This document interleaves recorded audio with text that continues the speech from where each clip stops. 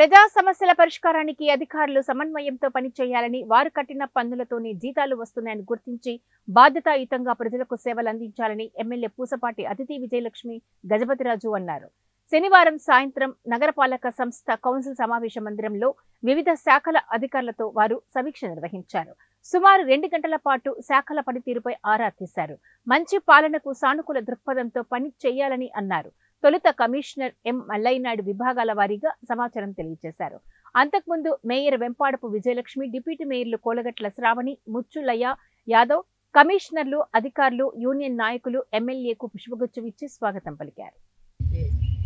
ఇప్పుడు చూస్తుంటే మనకి మేజర్ ప్రాబ్లం వాటర్ ప్రాబ్లం. అయితే విజయనగరంలో వాటర్ ప్రాబ్లం చాలా మేజర్ ప్రాబ్లం. అయితే ఇప్పుడు చూస్తుంటే వాటర్ మనకి అవసరం అంటే అరౌండ్ 47 MLD అవసరం. అలాగే మనకి దానికి హాఫ్ కెపాసిటీయే మన దగ్గర ప్రస్తుతానికి ఉన్నాయి.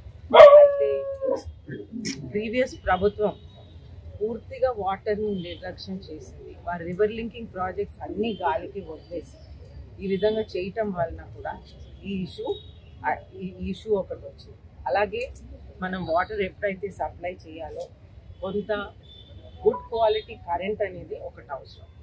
అయితే ప్రీవియస్గా చంద్రబాబు నాయుడు గారు ముఖ్యమంత్రిగా ఉన్నప్పుడు మనం విజయనగరంలో సోనియా నగర్లో ఒక సబ్ స్టేషన్ అనేది ఆల్మోస్ట్ 8 acres ఏరియాలో మనం ప్రపోజ్ చేశాము.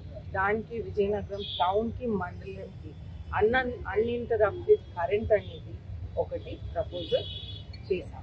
అలాగే ఆ సబ్ స్టేషన్ ద్వారా నాకు క్లారిటీగా ఇన్ఫర్మేషన్ ఇంకా తీసుకోవాలి. దాన్ని నాకు గుర్తున్నాయి మీకు చెప్తున్నాను.